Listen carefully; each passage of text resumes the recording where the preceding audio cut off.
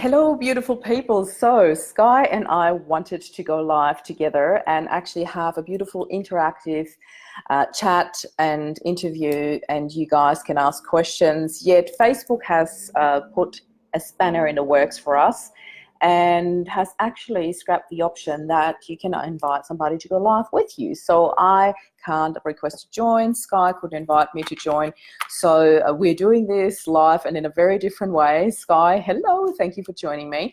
Sky's just asked me, well, could you jump on and talk a little bit about who you are, what your mission is, and I will prompt you with a few questions. Happy to do that, always spontaneous. And yeah, I'll start with a little bit of an introduction for those of you who don't know me. I am Marie Alessi, and I am the founder of Loving Life After Loss. So I have been in the coaching industry. Today marks 8 years officially. So 8 years today, I've actually started my first coaching business, and this has been an immense starting point for what I am doing today. So in a nutshell, in my eyes, everything is about mindset, and how you do one thing is how you do everything. And I actually did 2 lives on that already today. But why this is so important to me is because it has actually set me up for starting what I'm doing today. So last year, 12th of June 2018, I lost my husband very unexpectedly, and he wasn't sick, nothing. He flew out on a business trip, and 2 days later I got the phone call from coroners telling me, your husband has deceased in a hotel room in Perth this morning. And as you can imagine, it felt like somebody had pulled the rug under my feet, and I just didn't want this to be true. Yet something inside of me already knew, because it's been such a build up to that day. And I will not go into too much detail. Sky, if you want to hear a little bit more about that, then please go ask me questions about it. I'm happy to share anything and everything. I'm very open with my journey nowadays. But what I had done was I was dealing with my loss, with my grief, in such a different manner to most people that I know, that people were just simply blown away, and all these comments about my strength and my ability to cope were just rolling in and piling up in my news feed, in my comments, in my private messages, in emails, in phone calls. People were like literally commenting from all over the world, how on earth are you dealing with this in such a positive manner? And it was quite a rocky road to start with, as you can imagine, because it's not that my husband passed and I flicked the switch to positive. I'm like, okay, let's see what the gift in this adversity is. Not at all. Yet I do believe that there is a gift in every adversity, and here is my story, how I dealt with it. So I knew fairly quickly that I had to put my focus on the positive. I had to put my focus on the moving forward, because our 2 boys were only 8 and 10 when Rob passed, and you know, I was 20 when I lost my dad. But being 8 or 10, I can't even imagine what that would have been like for them, although I lived with them on a daily basis, and the bond between the 3 of us is stronger than ever. But what they have actually lived through, I can only imagine from what I've seen from the outside. But what it does to such a little soul is just, well, we will see in years to come. I believe it has strengthened them in ways and prepared them for their lives in many ways that will only come out later. However, from this whole dealing with it differently, I actually got to the point where I had a mental breakdown, like a really, I should call it nervous breakdown. Mental breakdown puts a different spin on it, but I had a nervous breakdown here in my kitchen one day, and I ended up screaming on my kitchen floor, because I had no other way with dealing with this loss and dealing with everything that had been building up within me, that I had no valve to let it out. And I ended up screaming. Like, I started yelling it, and then I got louder and louder, and then I was screaming at the top of my lungs, I just need peace and quiet. I just need peace. I could not stop screaming it. It was so scary when it happened, and I think I have never felt that much out of control in my whole life. And I knew I had to go and see someone. I knew I needed help with that. And I found the most beautiful positive psychologist. I'm happy to name her, Emily May of Fostering Hope. She's in Wollongong. And she has been absolutely, so important for my story. And the reason why I'm sharing this is I remember that day when I was sitting in her practice, and she looked at me and I said, there's all these expectations and everybody expects this and that from you, and telling you what all the phases of grief are, which is absolute BS in my eyes. So it's belief system, whatever your belief system is around the phases of grief. I just believe people needed to give it some words and give it like a box that they could squeeze it into, yet it's not true for everyone. And she just looked at me in her really beautiful and calm manner and said, well, what does grief mean to you, Marie? And the first word that came up was empowerment. And I thought, oh my God, if I mention that, people think I'm nuts, or people think I'm stuck in denial, or whatever all these phases are meant to be. And yet I could feel it so clearly within me. It was really just like this fuel starting to burn within me. And as I said it out loud, it got a very, very different, it had a different weight to it, if you know what I mean. When you say something out loud, it was really very different to thinking something. And as soon as I said it, it was almost like I couldn't stop that process anymore. And I went ahead and wrote a book about my whole process of losing Rob and how I dealt with it and how I dealt with it differently.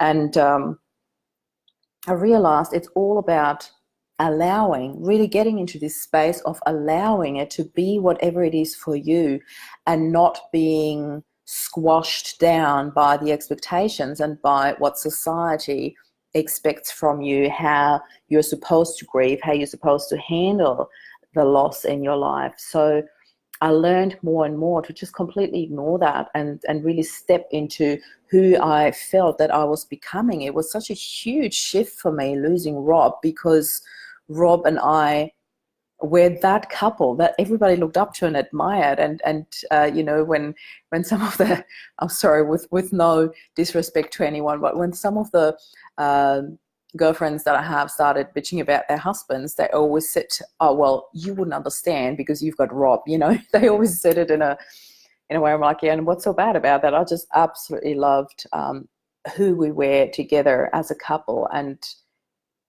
everybody was just gobsmacked that out of all the couples, it was Rob and me. I have to put my reading glasses on because otherwise I can't read your comment. I love that, allowing it to be whatever it is for you. Yeah, absolutely. It is such a huge process, that allowing, and it's a massively important concept in every healing journey. Expectations of society. How did you respond to people when they spoke to you, when implying what they should expect you to be feeling? Emma, thank you so much for asking that. How I reacted to it, it was challenging at first, but I learned to really just step into who I was and how I was reacting to it day by day. And the funny thing is, one memory always comes up for me, and that is so perfect, I believe, to answer your question.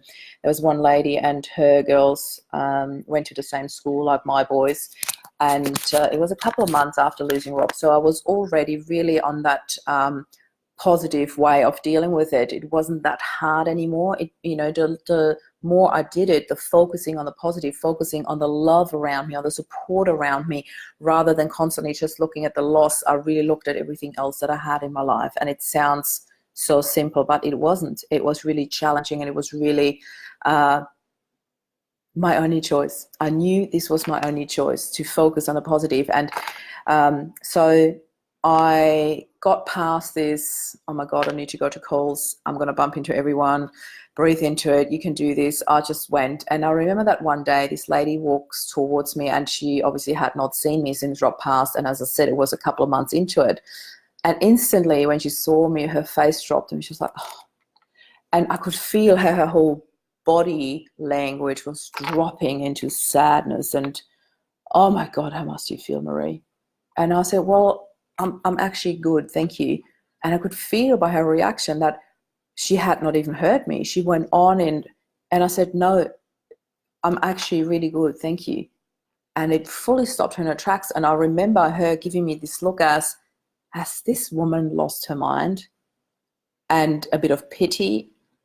And then I felt a little bit of guilt, because that's, what society has taught us. I can't possibly feel so happy after losing my husband. I can't possibly, it's dishonoring him. No, it's not. It's actually honoring who he was and who we were as a couple. I was more and more owning this space of allowing myself to be different to others and to grieve differently to others, and to walk this journey of grieving and healing in a different manner to others. And I was absolutely, first of all, it felt freeing. And then I was really proud of it. I was holding my head up high, and I thought, you know what, this is what I want my boys to learn. This is what I want our children to carry forward, this focus on the positive. Because this concept of two choices is actually something that Rob taught me way before I embarked on my own journey of self-development and becoming a coach. And I remember him saying that to me, we've got two choices. You can focus on a positive or negative every single minute of the day. When you wake up, when you, thanks for all the love, when you live your life, you can focus on, well, for me, it's now you can focus on a loss, or you can focus on the love. And for me, it's so clear. I want to focus on the love. And there's so much love around us, within us. It's not just in the memories. It's not just in the past. It's here. It's living on. The love was not only attached to Rob. What we had was so special, and will always be, and will always live on in our boys. But life didn't stop there. And I knew that. I got to a point where I knew I had to do something with that. So when I wrote that book with the title Loving Life After Loss, I shared my whole journey of how Rob and I met, how special our relationship was, and how I lost him and how I dealt with it. So, it's 5 chapters to go through. It was 5 chapters. I think I had a bonus chapter, but anyway. So I shared this, and the feedback, the knock-on effect that this book brought was just absolutely amazing, because not only did it get to #1 Amazon bestseller on a day, which is, to be honest, quite easy to do if you know how to pull the strings and when and how to put it out there, to publish it.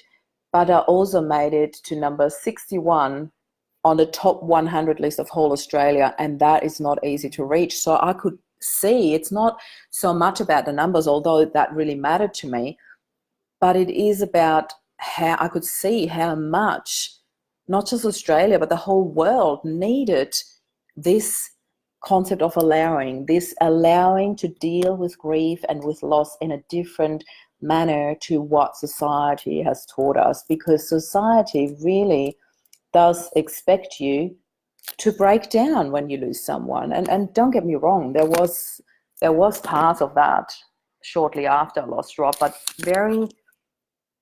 actually, I don't know, like I remember receiving that phone call, and after the first couple of minutes of trying to wrap my brain around this new reality that I've just been, that's just been thrown at me, I knew first thing, I have to tell my boys. I didn't want anybody else to find out before them. That was the hardest part. Because I remember walking down, I was upstairs in my bedroom, and I walked downstairs and was sitting there in the living room. They both had their Hapkido gear on, and they were ready to go to Hapkido, and I had to tell them. And in those short few minutes that I had walking downstairs, I knew they would break down. I knew it would be hard, but I did not expect the screaming, and that really so got under my skin. They were just screaming, no. They just couldn't stop screaming, and they hyped each other up in that grief, in that pain, in that, in this excruciating, tearing their heart apart. And after that, after we cried and hugged and they screamed, I knew I had to go and see Mum and Dad, Rob's parents. I knew I had to go there and tell them in person. I knew there's no way I could make a phone call and tell them or send a text message. Oh my God, I knew I had to do this in person. So I packed up our kids, jumped in a car, rang his brother, his sister, my mum on the way there, and I told them, and then I told his parents in person, and the same thing happened. I did not expect the screaming, and it was really excruciating listening to his dad scream and break down when he heard the news. And so basically I dropped into functioning mode from pretty much day dot. And from being in functioning mode and getting through the first few days, the flying to Perth, identifying his body, arranging the funeral, going through these first few weeks of just doing, and then getting into a space of finding your new normal and defining your new normal. And it took quite a few months. And in those few months, we cried, we laughed, we screamed together, we did everything. And I wrote the book. I took the boys and traveled around the world with them for 2 months to create new memories. And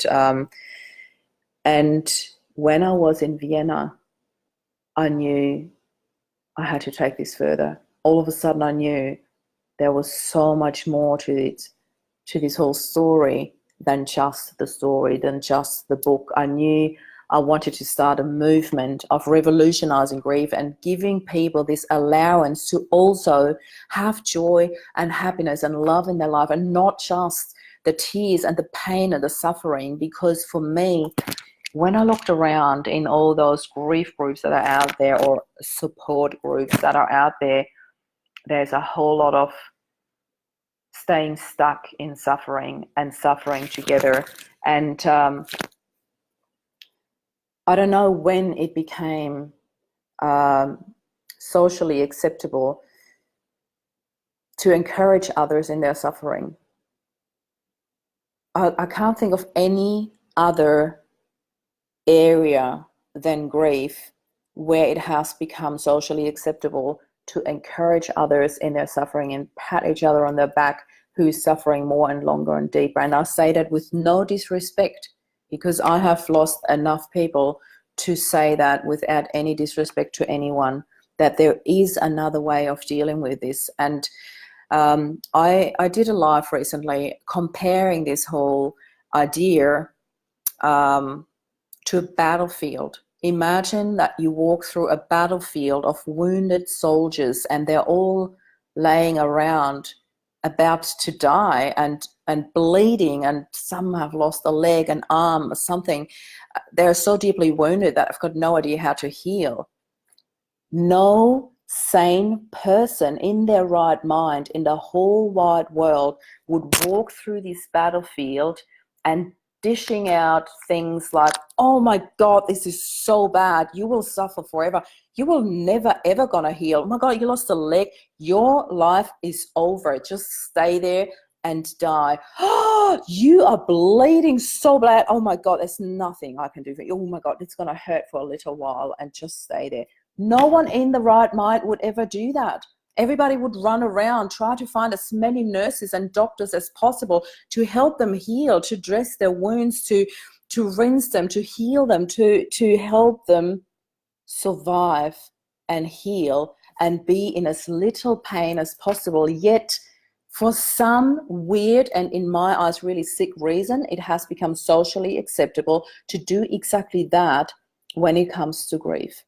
I will never understand why, but I knew I had to change that. And I am here to change that. So my purpose has become to revolutionize grief and to help people to suffer as little as possible and to get to a space of joy and allowing love and happiness and all of that back into your life that actually makes you feel good, that you had before the loss, and that can continue after the loss. It will be in a different shape and form, I get that, but it is possible, and I'm here to promote that. So I truly hope this was helpful to you, and if you have any questions, please reach out and ask. And if you're watching this live, give me a hashtag live. If you're watching this on replay, give us a hashtag replay.